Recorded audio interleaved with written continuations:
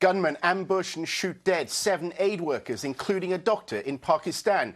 It follows the killing of 9 others involved in vaccinating villagers against polio. How has public health become a battlefield in the West's war on terror?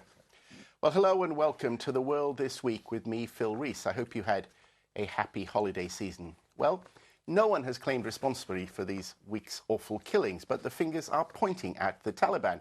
They've argued that until the US stops its drone strikes, they will not permit the vaccination scheme in areas under their control. Well, the politics of aid will be the focus of our first discussion this week. And in part 2, we stay with the conflict in Afghanistan. The Western-backed government in Kabul is now starting peace talks with the Taliban. But as the violence increases, what's the chance of peace when foreign armies go home in less than 2 years' time? That's in about half an hour. Now, Pakistan is one of only 3 countries in the world where polio remains endemic, and the others are neighbouring Afghanistan and Nigeria. The United Nations has suspended its polio vaccination programme in parts of Pakistan as a result of the shootings. Now, the most recent came in Swabi district, which is only about 45 miles northwest of the capital, Islamabad. Charlotte Hawkins has more. 6 female Pakistani aid workers and a male doctor were shot dead in their car on Tuesday as they returned home from work at a children's community centre. They worked for local agency Support with Working Solutions, which runs a vaccination programme. The driver was also injured. The attack is assumed to be linked to shootings of polio vaccinators last month, which left 9 people dead. The youngest was 17 years old.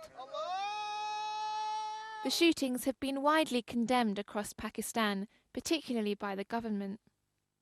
Polio workers जो हैं वो हमारे बच्चों को polio से बचाने के लिए उनको कतरे पिलाने जा रहे हैं। क्या उनको भी गोलियों से छलनी कर दिया जाए? कौन सा माशरा, कौन सा मजहब इसकी इजाजत देता है? The Taliban have repeatedly threatened health workers involved in the vaccination campaign. Some workers said they received calls just before the attacks telling them to stop working with infidels.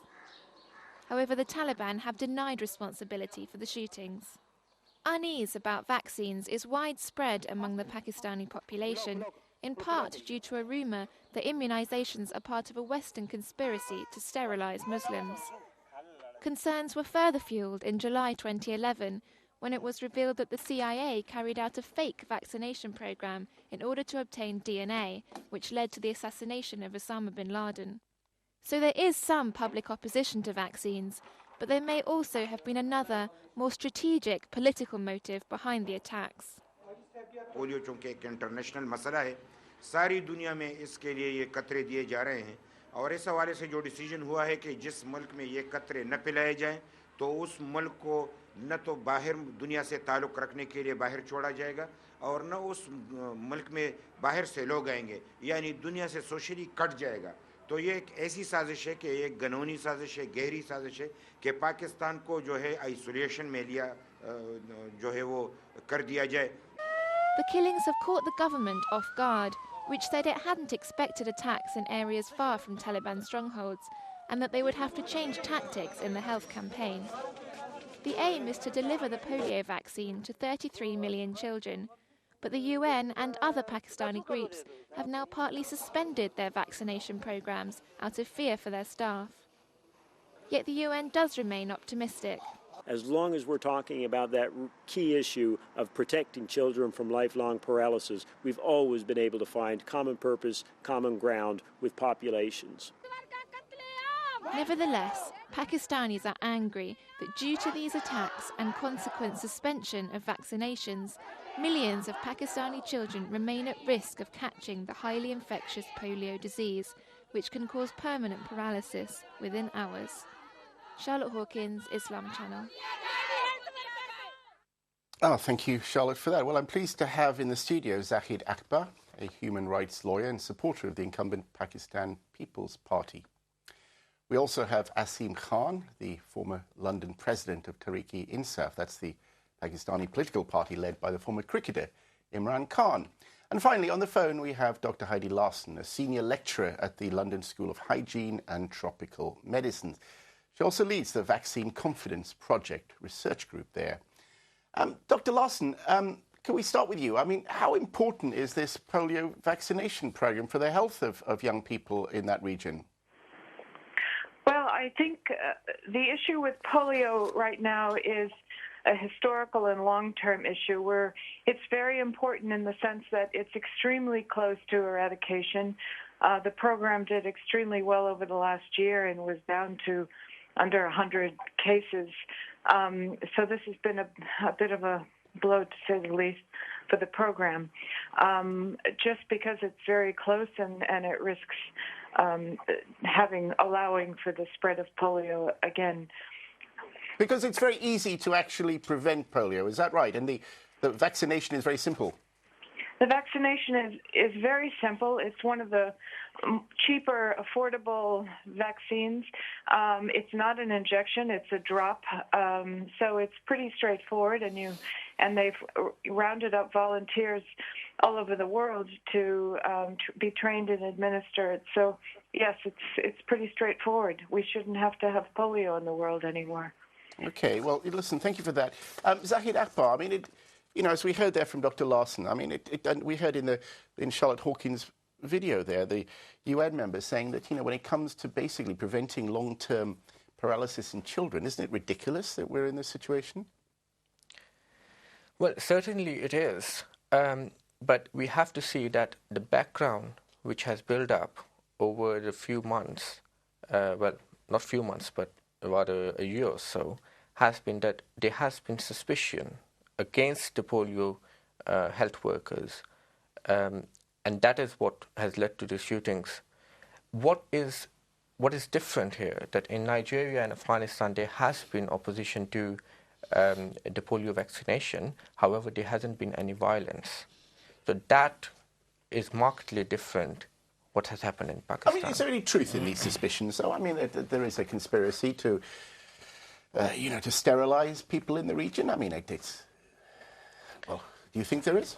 I read somewhere that there has been statements which say that men will become less manly and the woman will become more bashful. Now, my question to myself was that if that is really true, then why it hasn't happened in Saudi Arabia, which has used the same vaccination and has completely eradicated the disease?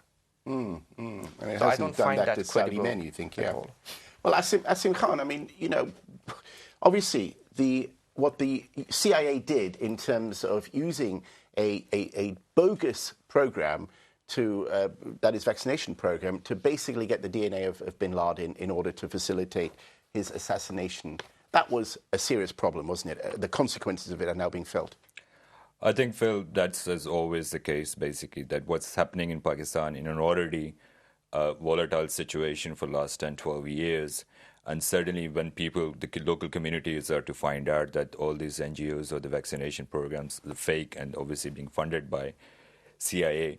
So obviously that leaves a big gap on the trust side. And obviously that has not helped by the fact that the government of Pakistan has not actually, because they've only contributed towards like 2.2% of the budget towards the health.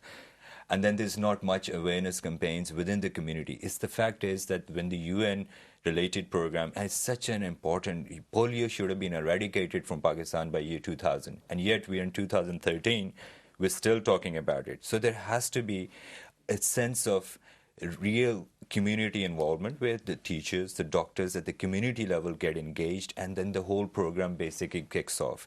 You cannot actually stop that because obviously the lives of the children are at risk, but the protection mechanism has to be established as well. But at the same time, you also have to take into consideration as well that there is so much volatility around. The political situation has not helped either. I mean, for the wars over the years, and the governance, the total breakdown in the governance it's literally left people who to trust. I mean, neither they can trust the government, neither they can trust the local politicians. And now, obviously, the fear is this, that they will be actually going after the UN-related projects as well. So there has to be a real sense of basically comfort as well, that somebody has to actually take charge and take control. And obviously, government has to play their part as well in that. But the important message from the Pakistan is that these campaigns cannot be stopped.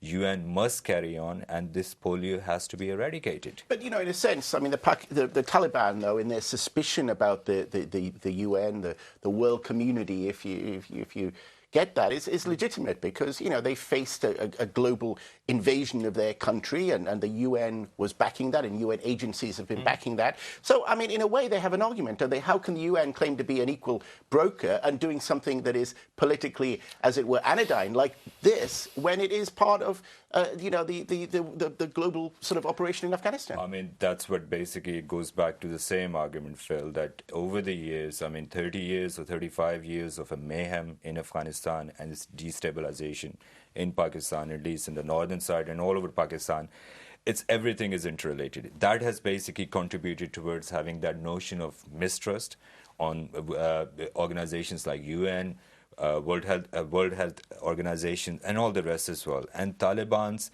and all the other players basically working in Afghanistan as well.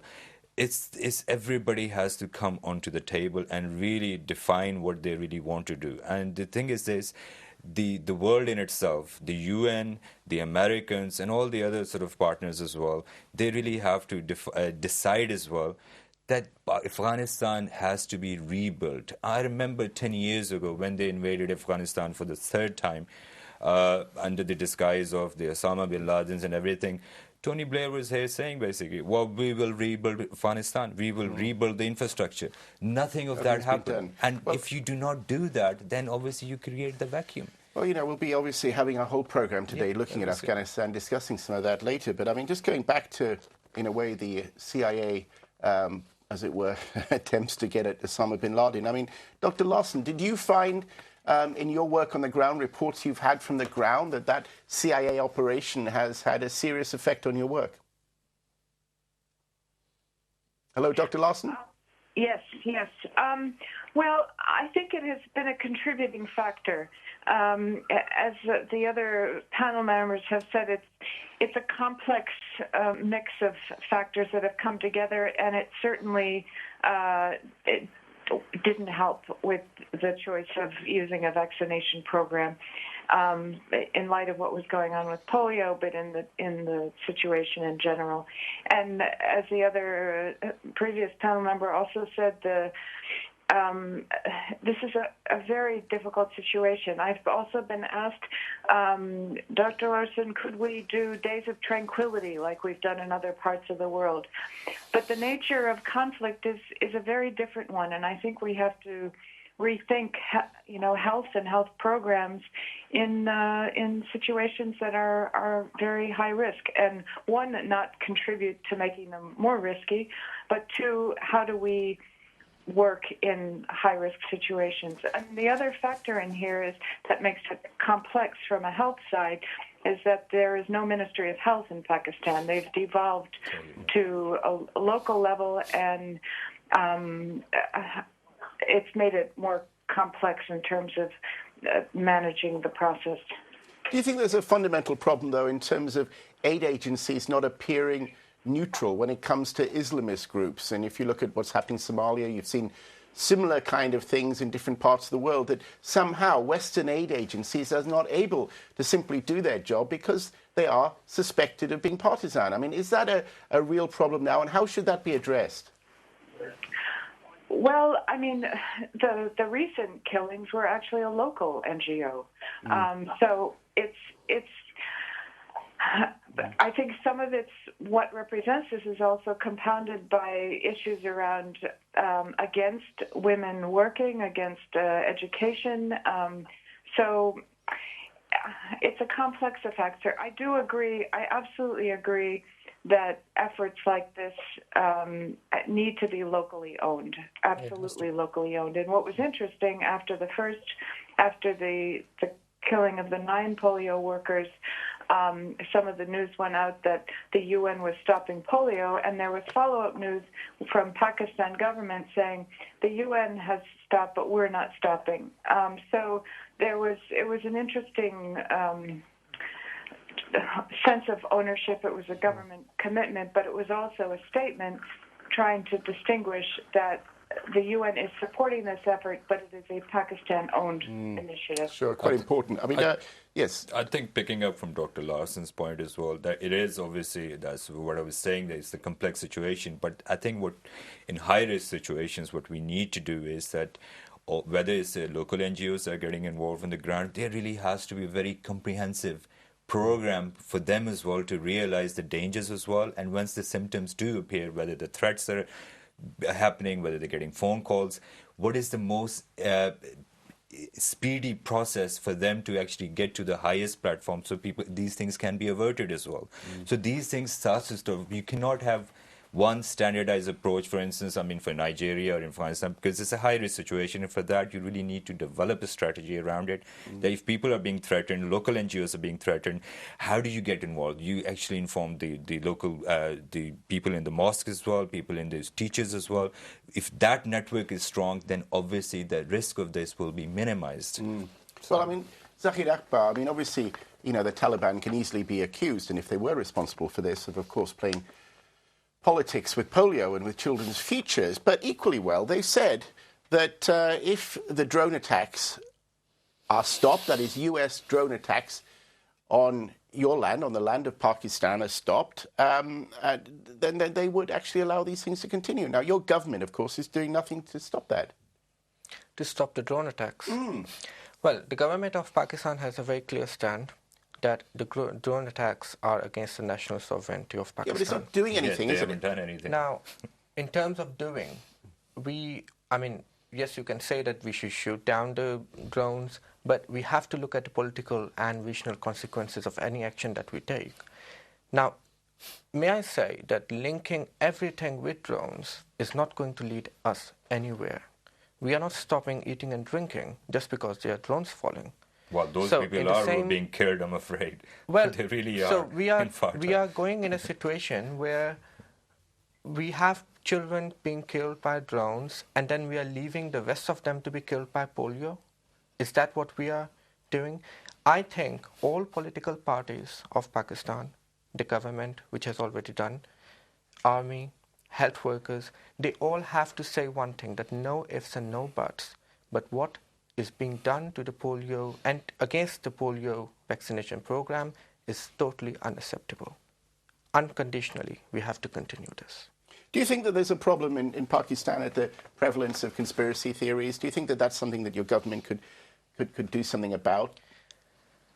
Absolutely. I just heard that there was the vaccination program, the ruse, which led to the killing of Osama bin Laden. Now, that was not, according to New York Times, was not a polio vaccination program. So as the other guest speaker has explained, that this is not an injection-based vaccination program, it's a drop-based. And you cannot get DNA simply by administrating drops. In terms of general Pakistani population, people are aware of this, and there hasn't been any resistance in the recent years to the polio drops. Now, what we see here is total, it is very obvious that it is a propaganda, a political propaganda against a health issue, linking it back to something which shouldn't have happened at the first place. I'm talking about the CIA ruse vaccination program.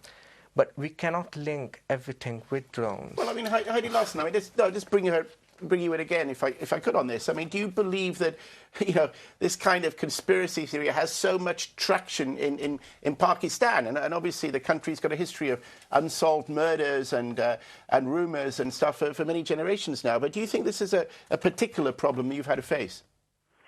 Oh, conspiracy is certainly a problem. It's also been an issue in northern Nigeria in the polio campaign, but it's not just unique to polio. Exactly. I just read a report this past week from iodine deficiency report in Pakistan, 30% of Pakistan citizens will not take salt with iodine because they suspect that iodine is linked with infertility.